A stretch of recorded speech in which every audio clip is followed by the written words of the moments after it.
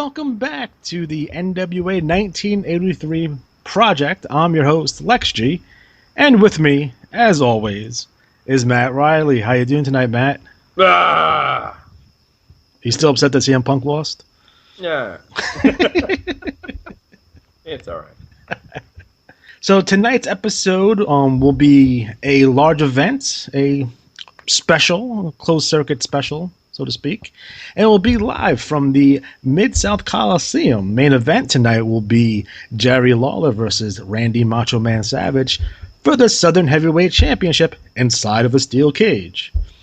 Also featured tonight, Harley Race, NWA champion, will be taking on Dirty Dutch Mantel and a championship bout. So I think that'd be fantastic overall, and especially with Savage and Lawler on top. Those guys always did great things. So super excited about that.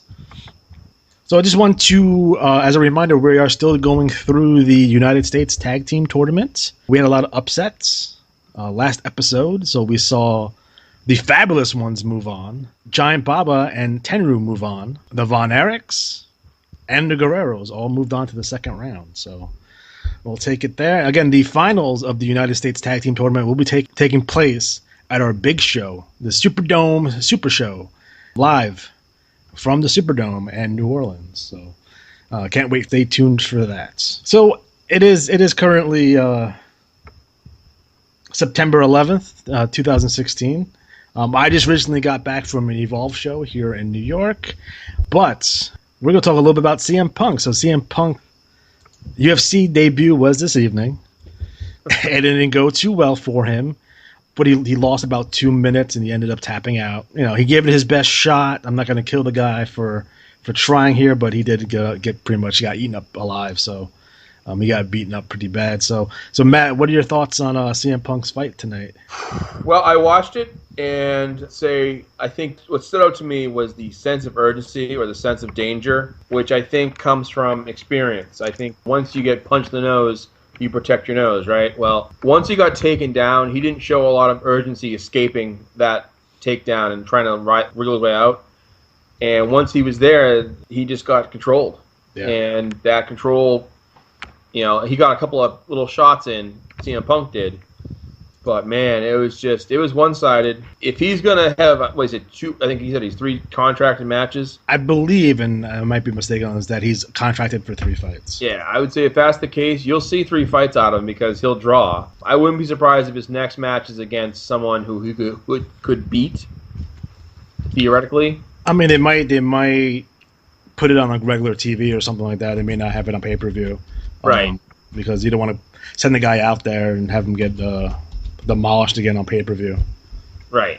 And that's the big thing. I'm thinking, okay, he goes out there, he gets taken apart and demolished. And rightfully so, in a sense that you always see those people talk a lot of shit, and then it's like, oh, you're so tough, you try it out, Yeah. And he did. He tried it out, that's fine. But I think he has to show some improvement.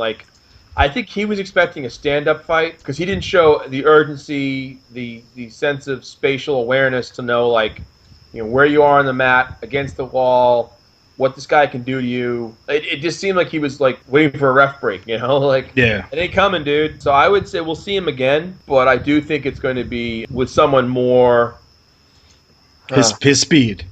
Right. I think what happened is, unfortunately for him, is because of his reputation and his name, he got kind of jetted up to the, let's put him against somebody good.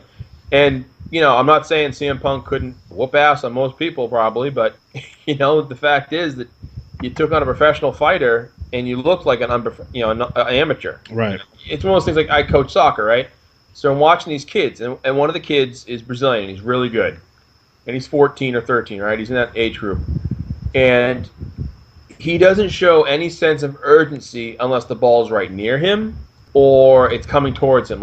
He just does. He kind of loafs. He slows down. To me, CM Punk looked kind of that way. He looked like, okay, well, I'll get out of this. We'll get on our feet and I'll throw some punches. He didn't have that look in his eye oh shit. Next time, like you were saying, put it on free TV, get a bigger audience for your prelims, and if he wins, then you get the draw. Okay, now you can see him fight so and so. He's going to have to win or like he's done. So I would put him against someone of comparable experience. Right. You know, just to get him in there. And if he loses, he loses. But no, I give him all the credit of the world. Now I'm a big CM Punk fan, supporter, what have you. But I do understand why a lot of people don't like him. Like, I get it. But, you know, he's been someone I've been watching since 2001. You know, I've always been a big fan of his. And like when he made it to like WWE, it kind of felt like for me like we made it together. You know what I mean? Yeah. Like you have like if you watch minor league baseball and you have like one or two guys that you see you know come up from the minors that you know that you really dig, you kind of feel a part of. It's like Derek Jeter here in New York. He's so more popular than Alex Rodriguez because we watched him grow and develop, and he was our guy, right? So yep. CM Punk was one of my guys. So. And plus, I was able to. There's two really good CM Punk interviews. There's one he did with Colt Cabana for Ring of Honor. He's another one he did with Samoa Joe, also for Ring of Honor. You watch those, I think a lot of people would change their opinion about him if you watch those two interviews because they're very done. They're done very well, and this is before, you know, he blew up basically. So yeah, he's actually exactly the same. Kind of douchey, but so am I. So, so I feel I have a lot of things in common with him. But yeah, I mean, I think it takes a lot of guts for him to go out there and do the deal. And a lot of people are like he didn't take the deal. Like, he was going to fight in MMA anyway at this point. It just UFC came up and was like, oh, we're going to offer you a bunch of money to go fight. And is he going to say no? No, of course he's not. You know, he could have came up through some of the lesser promotions like Bellator or what have you if they're still around. I think they're still around. You see, I think they could have made a better use of their time by having him work his way up the ladder. Yeah. You know, because I think having him... Well, do you think putting him on Ultimate Fighter would have been good? Yeah. Because as a fan, you would have seen him in a different element. You would have had fans get behind him and see him as more than just like the ex-wrestler, you know? Right. He'd be in the same boat as those guys, no better. Because those guys, they worked their way up to get those matches. They didn't just walk out of the street and get that shot. That pisses a lot of people off, too. Yeah. Which is ironic because one of the things that he was pissed about the WWE with was that these part-timers and these celebrities kind of coming off the street time taking the spots. I felt it might have been better off for him to like go through the Ultimate Fighter, go through that TV show, go through the process, and kind of let the fans see him. I'm just another one of the guys trying to make a name for myself instead of a lot of the pop-up circumstance that we did get. Which is, again, I said before, it was the irony of the situation that he got mad at the WWE for letting like The Rock come in part-time, Brock Lesnar, that kind of stuff. Yeah. And some of the guys come off the street, and he does exactly the same thing. So there's a little bit of hypocrisy there. But, right. I think, to be fair for Punk, I mean, I think he does leave a legacy behind in terms of his wrestling career. Now, there's a good possibility that he may not wrestle ever again. And I think there's a legacy there that, a lot of people can consider, and I'm one of those people that consider him the guy kind of opened the door for a Daniel Bryan and a Kevin Owens and a Finn Balor, Seth Rollins, where these guys are getting opportunities where 10 years ago these guys were not getting those opportunities. He was very unconventional. He wasn't Randy Orton, he wasn't John Cena, he wasn't Dave Bautista. Yeah. But he broke through. It looks like right now is that the WWE is going in that direction completely. Look at the guys at the Cruiserweight Classic. Look at the guys they're bringing in the NXT. Look at the guys that are on their main roster. Look at their champions. You have Dean Ambrose and you have Kevin Owens on both on either side. Either that would have happened without CM Punk's influence. Yeah. The Shield was Punk's idea, and he wanted Rollins, Ambrose, and Chris Hero, Cassius Ohno, to be the Shield. Really? Yeah, but the WWE said, no, we're putting Roman Reigns in it. You can't have it all your way, I guess. Yeah. But again, CM Punk is someone that I've been watching for a while. I watch him evolve. I see his style completely change. I mean, he was always never been the greatest technician in terms of ring work. Yep. Can be a little sloppy at times, but his presence, the way he cuts a promo, the way he interacts with the fans, all that kind of good stuff. I thought, it was the first time I saw him, I was like, oh, this guy's going to be a star. Well, I would not be surprised one bit if we see CM Punk back in the ring within the next 5 years. I could see him doing one of those, because a lot of the guys, they come back, they have a shake hands with Vince type moment. Right. I would not be surprised if Vince is gone when this happens. Yeah. Because Triple H and Stephanie know what's good for business. Yeah. Or if particularly I would see this if Vince is not gone and someone made a legit competitive show competition-wise, and they wanted to have a bang-up opening. Yeah. And let's say, like, a year or two down the line, somebody's got the power to put on a Tuesday night show to go head-to-head with SmackDown or Raw, and they want to bring out the big guns. CM Punk, even if he hadn't wrestled in a couple of years, would get them headlines everywhere. I agree. And you'd have UFC fans, you'd have Punk fans, you'd have wrestling fans. Oh shit, CM Punk's back? You never know. He might do a couple of movies. You never know. I could see that. He was in the Flintstones WWE cartoon. Yes, he was. But I would actually see him as a color commentator. Yeah. He was really good when he did commentary. He's always been fantastic. He could be the next Jesse. Yeah. He's that good. Yeah. Like, I've seen him do commentary for, like, Ring of Honor, IWA Mid South, even the stuff he did on Raw. Phenomenal. Where he used to wear the fucking brown jacket for no reason. Yes. And he got mad at John Cena for spilling his Diet Pepsi.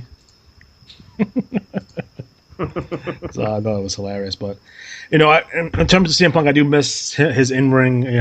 I wish he was still in the WWE. I understand why he's not in the WWE anymore.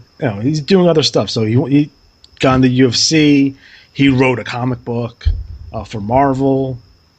So those are interesting things. Guy's loaded, has a hot wife. I'm not feeling sorry for him at this point. Right. No matter how bad he got beat up tonight. And what is she doing now? She's just chilling, man. Because really, are we on the timetable of how long till AJ does porn? No. Because I mean, like, well, there was recently. You know how all the celebrities kind of upload their pictures to the cloud? Yeah. A lot of them tend to be naked selfies. Of course. Yeah, she has one of those. Oh, good for her. Well, better for us. Thumbs up for that. Not that I said I saw it. I'm just saying it exists. No. Somebody else online looked at it. Told you someone went to a torrent and downloaded all of them and then looked at every single one of them. I'm asking you for a friend. Boy, but yeah, I mean, it's funny that she is not wrestling, at least on the indies or anything like that, because she was very passionate about wrestling.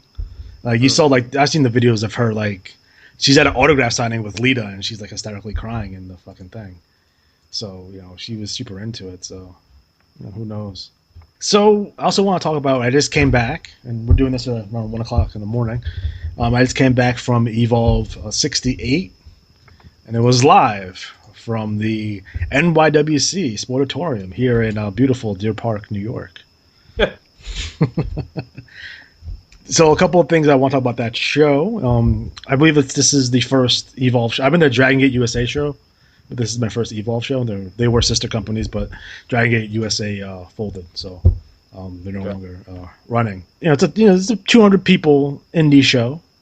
That's a good size for an indie show. Yeah, I would say about 200 people if I had to guess. But I think the roster they put together for the show is fantastic. Notable names include Zack Sabre Jr., Johnny Gargano in his final Indies appearances this weekend, Ricochet, or Prince Puma, King Ricochet, Tony Nese, Matt Riddle, former UFC fighter, Chuck Taylor, who's going by Dustin. If you guys haven't seen any Chuck Taylor's work, they're fantastic. I love him. Yeah. Drew Galloway from TNA fame, or Drew McIntyre from WWE fame, was on the show. Drew Gulak, who you saw on the Cruiserweight Classic. So TJ Perkins also on the show that you would see from the Cruiserweight Classic. So it's like it's at a high level indie. You know what I mean? These guys are in terms of independent stars. These guys are guys are going to NXT relatively soon. You know what I mean? Yeah. Especially Ricochet. Ricochet is probably going to be signed by the end of the year, I would assume, because his contract is up with Lucha Underground. So. Oh really? Yeah. I believe he lost a retirement match to Pentagon. Oh. So there you go. So just like any normal indie show, the AC in the building didn't work. So it was hot as balls. I'm talking about like everyone is just dripping wet, soaked. Joey Styles was there because Joey Styles is a new authority figure for Evolve. So he came out and did a couple things. Drew Galloway and Chuck Taylor. So If you didn't see the iPay-per-view, I recommend picking it up because I thought it was a fantastic show. I did see someone that I've never seen before, which was Darby Allin. Okay. I thought he was awesome. I liked him a whole lot. So just keep your eyes out for Darby Allin in the future because I think he's going to be, I think he's going to be pretty good down the road. I mean, he's relatively new from what I understand. I never really heard of him before, but he's someone that down the road you could be hearing big things from. I was really impressed with him tonight. So interesting story about the show. So I'm second row, all right? My buddy's sitting next to me. And my buddy's like, look behind you. I'm like, look.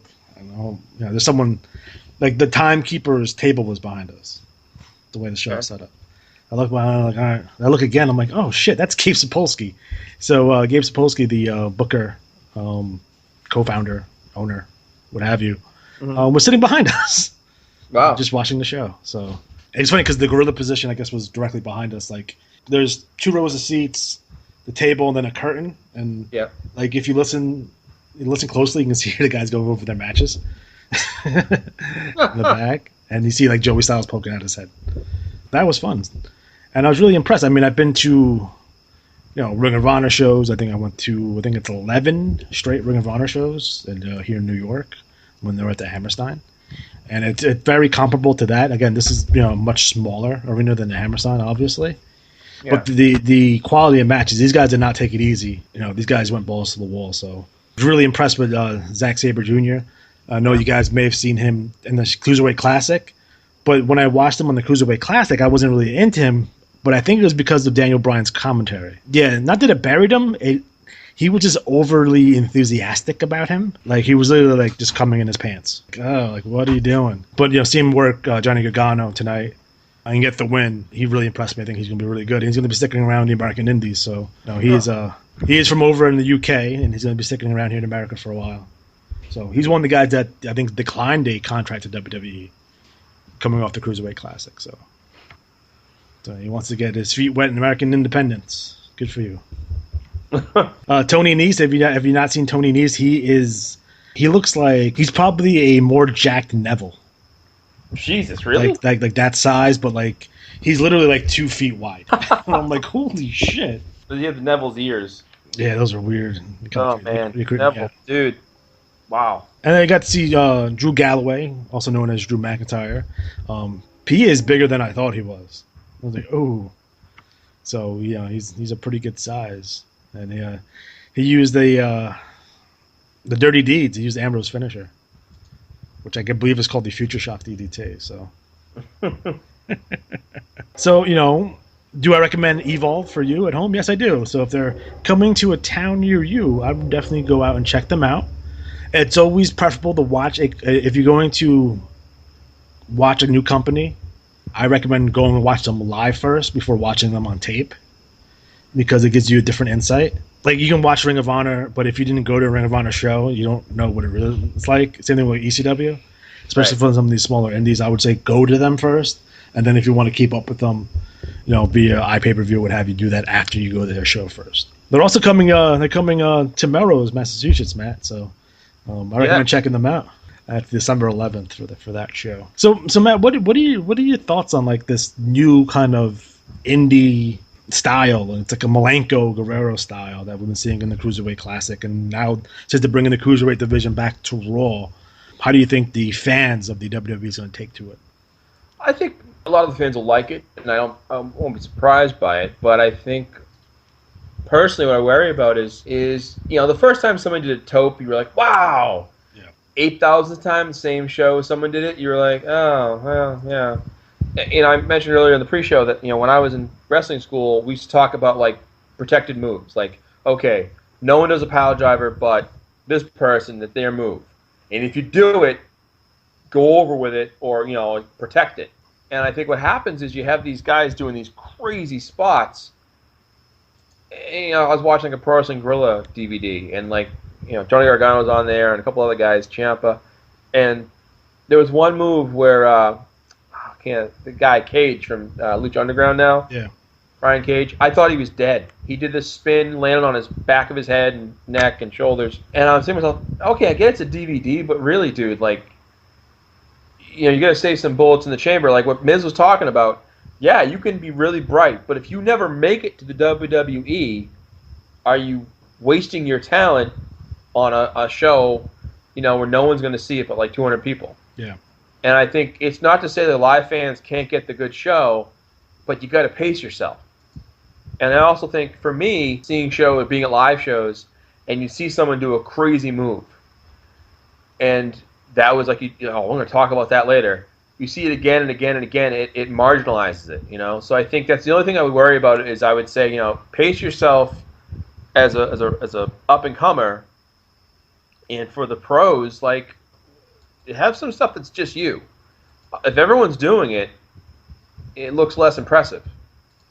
It's funny because Drew Galloway did this spot where he got the guy up in the tombstone and then tried to get him back up in the tombstone again. So he went down, landed on his knees, and then tried to muscle him back up for a second one, like straight up like that. But he wasn't able to get him back up. I was like, that would have been a sick spot if you would have done it. And tombstone, hop up, another tombstone. Right. It's been pretty sick. I'm always on the fence when it comes to, in terms of spots and matches and the flips and the stuff. I'm someone who's big on psychology, but also want to see something new.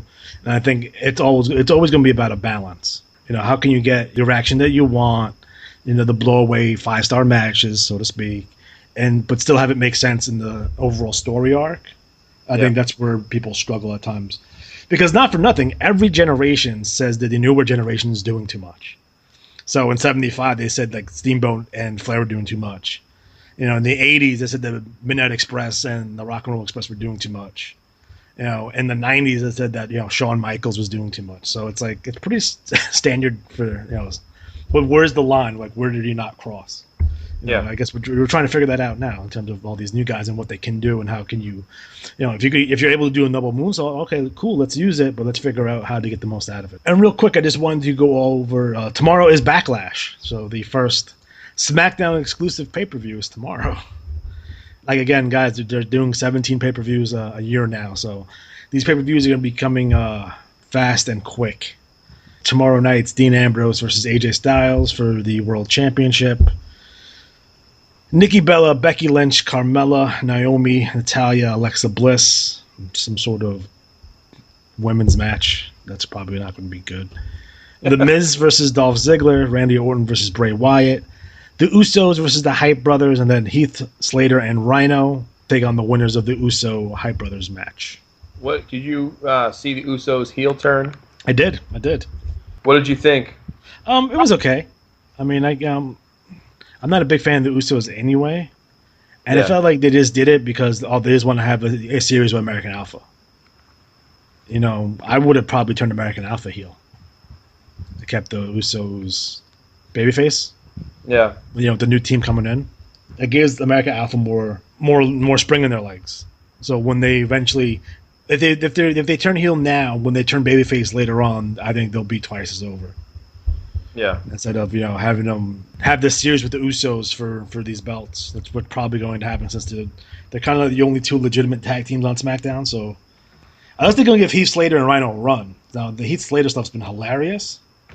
The stuff with the kids and the double wide trailer and Rhino eating the cookies with the fucking with the can of the cheese whiz or whatever. So that stuff's all been hilarious, but I don't know what's that going to pay off down the road. Is he going to get a run? He's kind of hanging out with Rhino, the kind of an odd couple type thing. So, it could be interesting, could be fun. We'll see how it goes. But the rest of this card, I mean, it's a one-match card for me. It's all going to be Dean Ambrose and AJ Styles. The rest of the card I'm not really interested in at all. Yeah. Like, The Miz versus Ziggler. Okay. Yay. Randy Orton versus Bray Wyatt, again, there's no polarity. They haven't been built up enough. Whereas, like, a Randy Orton Bray Wyatt feud will mean something. It doesn't mean anything. Just another match. You see it on Raw. So I think that's going to be I don't think it's going to be a great pay-per-view, and it's only 5 matches, so I'm thinking it's going to be like a in your house where it's only 2 hours too. Right. So, but who knows? They could, they can tear down the house and steal the show, and I'll be coming back on here next week saying, "Oh, did you guys see Backlash? It was awesome. It's the most amazing thing ever." But I hope they keep Miz going. I like the idea of him just rolling along, and they're better off having him be as legit as possible. The only thing that's bad about the Miz is like there's no one to put him with. Like, you can't put him against Daniel Bryan because he's not wrestling. So to me, it was almost a waste of that promo because the Miz couldn't do anything to Bryan. Bryan can't do anything to Miz. What was the point? So it's like you try to transfer the heat to Dolph Ziggler, I guess, is what you're trying to do, who just lost to Ambrose, So it's like, Ziggler's on the way down. Miz should be on the way up. There's no one else for the Miz to feud with. You haven't built anyone up to the Miz's level, so he's literally like in limbo by himself somewhere. Keep the belt on him and have him beat Ziggler. I would have him beat Ziggler and have Ziggler go through this whole what is being what the fans want me to be gotten me. Right. Have him start turning dark. Let him do his own thing. Now the Miz, I think what you can do, because in lieu of Daniel Bryan, one of the Cruiserweight Classic guys, or one of the guys that's more flighty, that has some charisma, right. Build him up and have him say, you know what, I wrestle like Daniel Bryan. If my career is going to be 3 years, whatever it is, so be it. That's the right thing to do. Well, let's see if they actually do it. Right.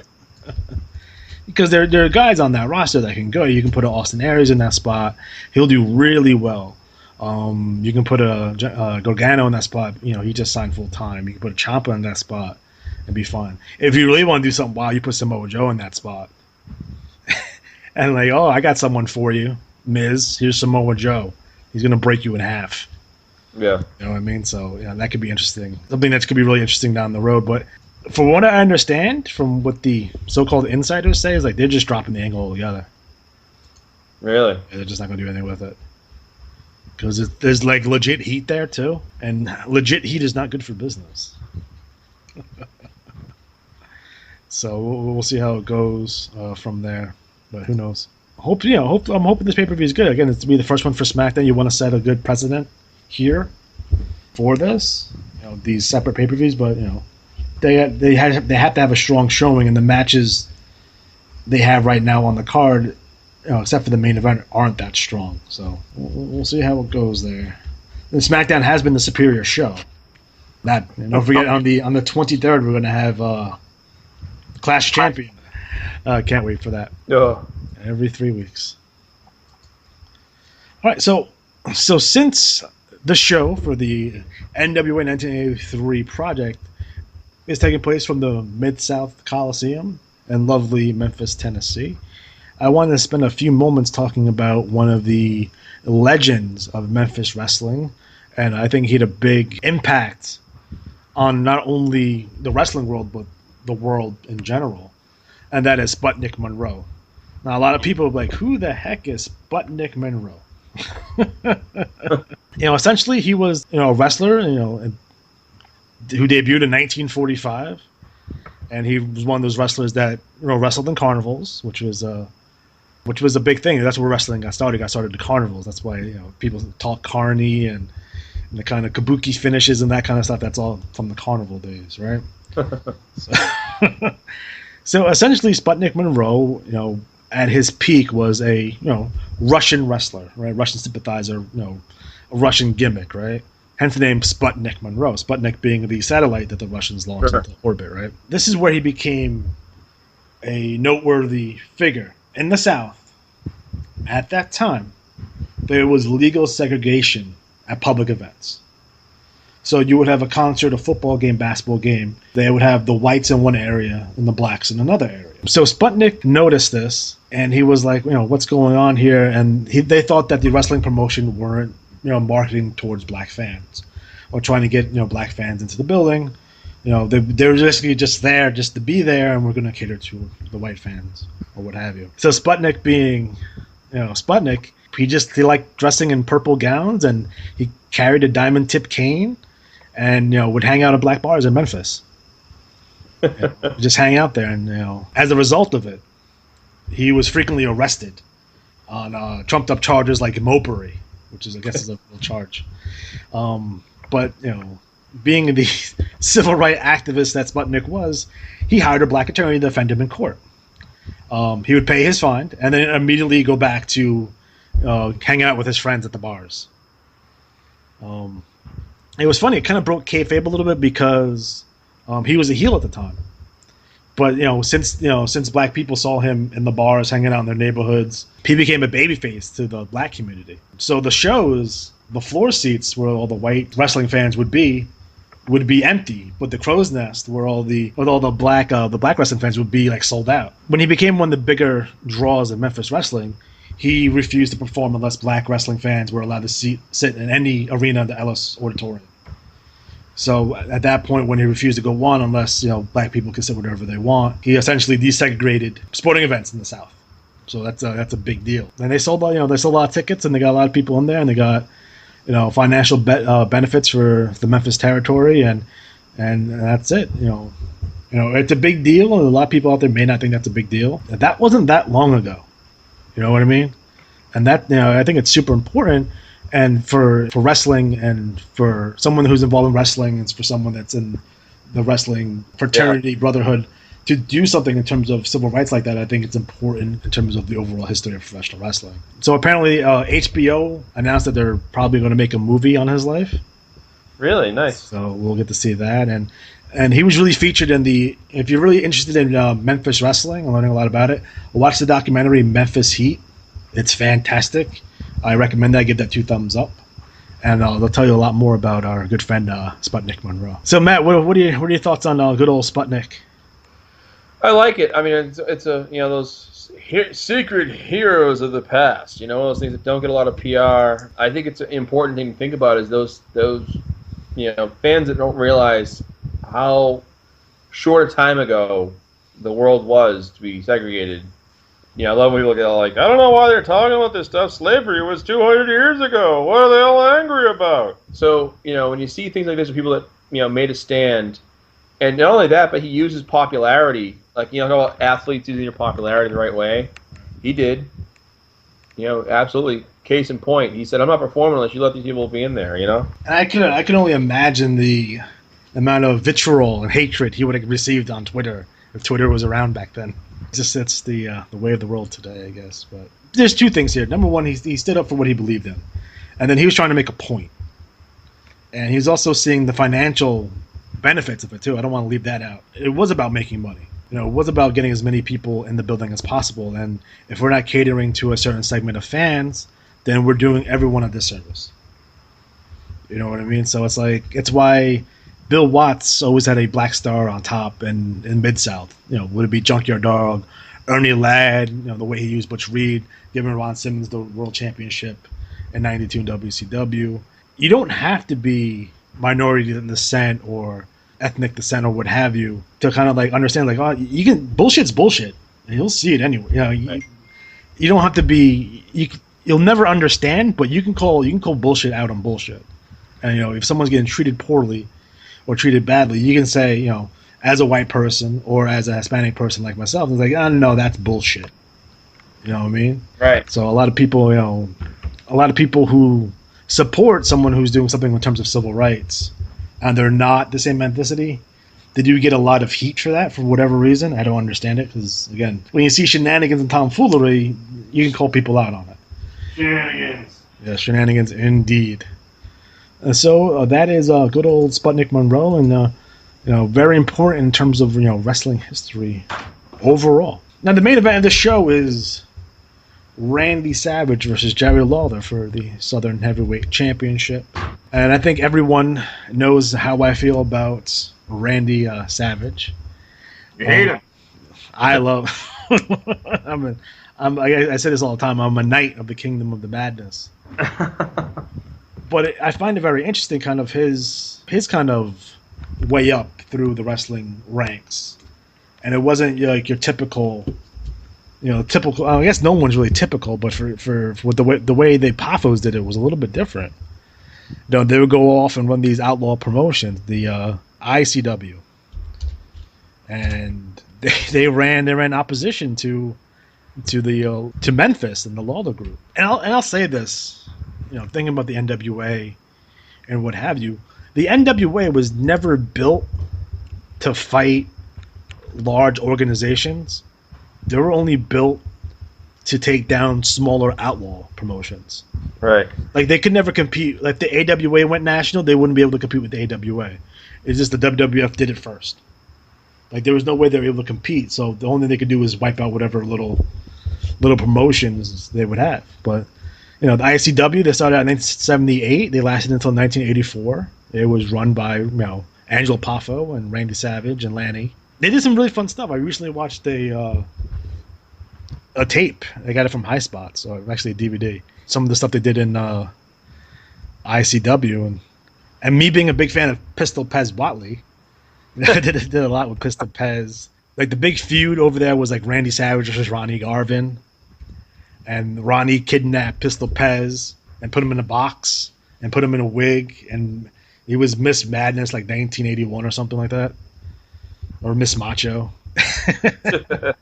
So like those were fun, and they had a pretty good roster. I mean, they had Barry O, Bob Orton Jr., Bob Roop, Boris Malenko, Buddy Landell, Crusher Bloomfield, who was the one-man gang, Ernie Ladd, Gary Royal, George Weingroff, Great Kabuki, Lanny Poffo, like I said, Mr. Wrestling #1, Ox Baker, Pistol Pez, Rip Rogers, The Sheik, Tojo Yamamoto, and Willie Monroe. So, overall, Mel, I think it's a pretty good promotion. So overall, I think ICW is a interesting promotion, and anything that's run by Randy Savage is going to be crazy. And it was very much like you thought Memphis, like the CWA was extreme and they did some wild shit. Yeah, fucking ICW, they did some wild shit too. So probably a little bit more so. Again, it's interesting to see kind of. And they said that Savage was blackballed because he went outlaw to the NWA. But I don't think anyone with any talent could actually get blackballed. Eventually the WWF is going to take him anyway, no matter where he performed from. So I don't think that really mattered all that much. Savage came into Memphis and feuded with Bill Dundee. He feuded with Austin Idol, Lawler, obviously, Dutch Mantel. The thing about Savage, the reason I like him so much is his intensity. Like you look at him, it's like, yo, he's crazy. He's nuts. He's legitimately insane. Those are the things I like about Savage. Other than his match work is fantastic. It's always been good. So what are your thoughts on international championship wrestling? Well, I think when you look back, one of the reasons I think the wrestlers that came along in the '80s and in the '90s were so strong was the blending of styles. Seeing different guys work, seeing different characters and personalities, and I think what happens is, like I mentioned earlier about seeing so many of the same moves over and over again, you lose that it's like, the cookie cutter approach of seeing these guys come out and having the same kind of repertoire. I think a look is important. A style and intensity. Is someone cool and calculating like a Harley Race, or are they more on the edge like Randy Savage? You can have both, but you can't have all of them be that way. Like if every guy comes out and goes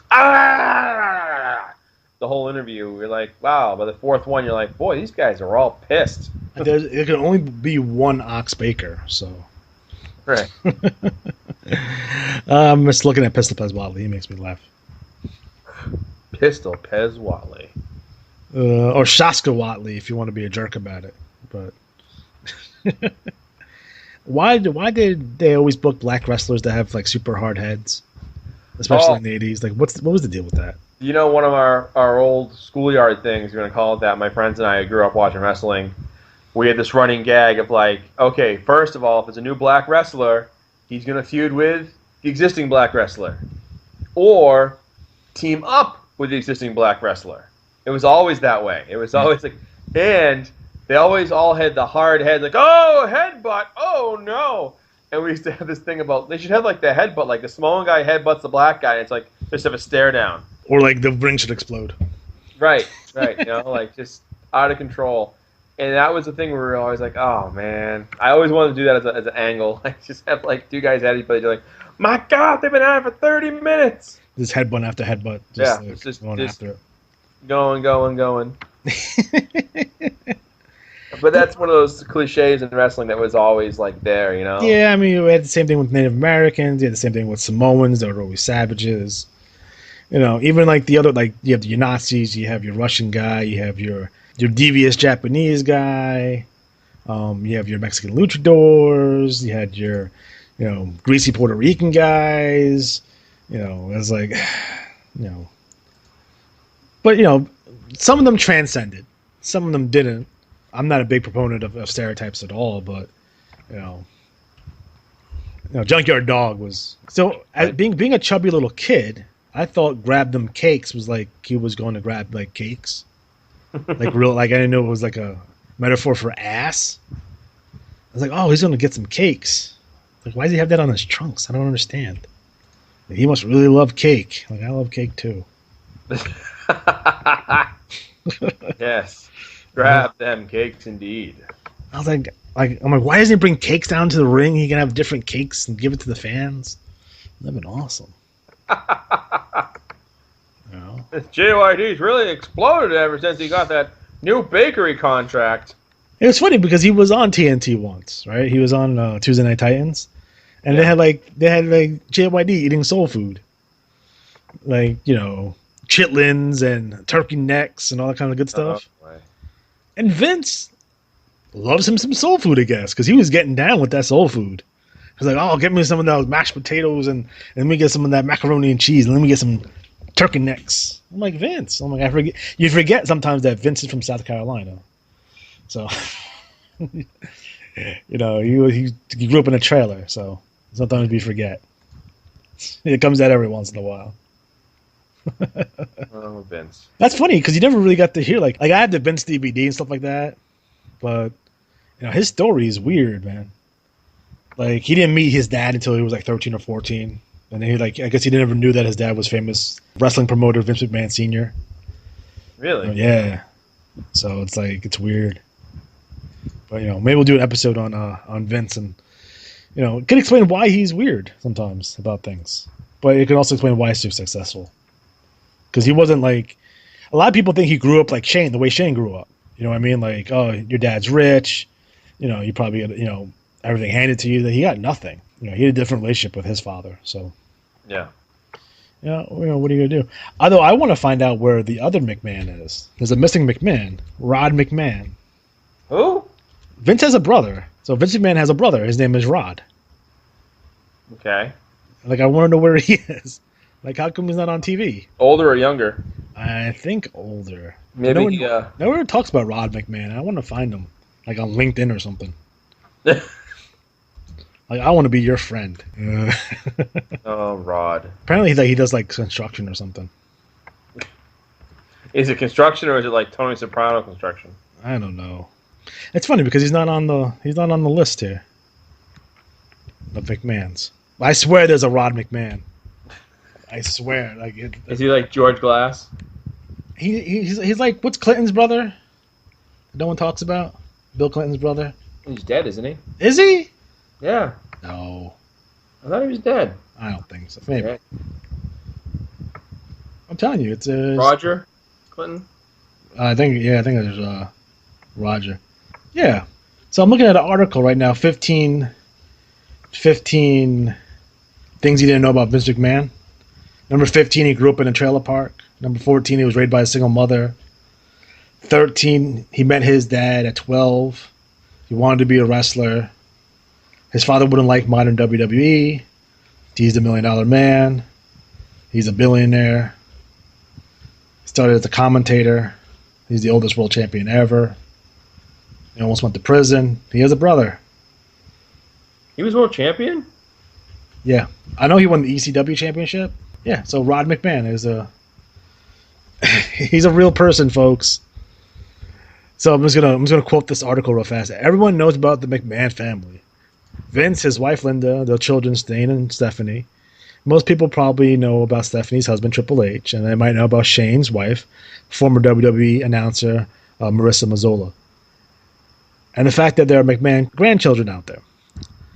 Less well known is the fact that Vince has a brother, Rod McMahon.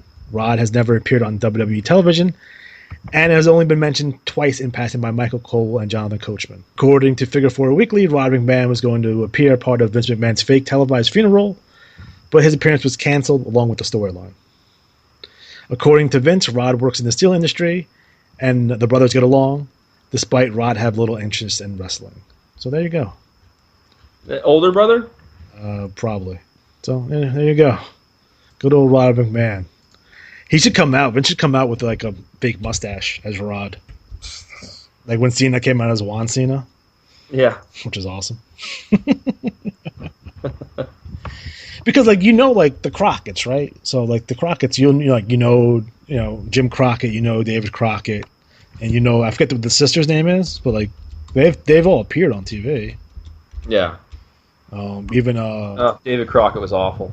Eat him. Is he the worst? Is he the worst wrestling announcer of all time? He's up there.